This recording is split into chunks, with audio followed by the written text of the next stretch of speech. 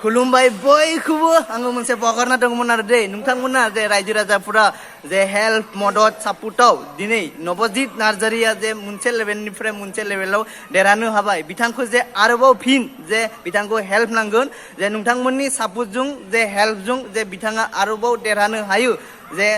10 जन मानसि दंमोन सासे जेनबाय नालाय दा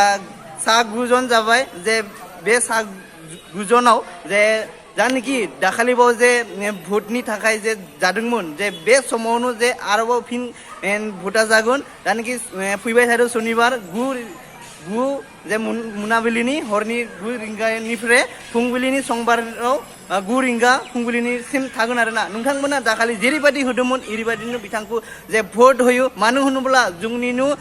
बर' फिसा होननानै जे नोंथांमोना जे बिथांखौ जे हेल्प खालामो जे जोंनि आसामाव जे बे नबजित नार्जारिया जे मुंदांखा जे लाबोनो हायो जे नोंथांमोननि सापर्टजोंसो बिथाङा जे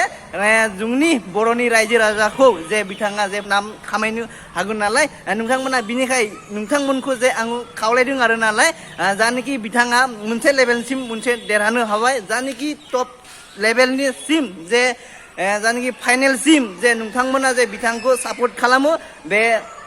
भोटआ बिदिनो सोलिबाय थागोन जे बे जानोखि फैबाय थादों बेवहाय जे बिथाङा देरहानो हाबा माने आरोबाव बिथांखौ भोटनि गोनांथि जागोन जे नोंथांमोना जे बिथांखौ जे सापर्ट हेल्प होयो आरो नालाय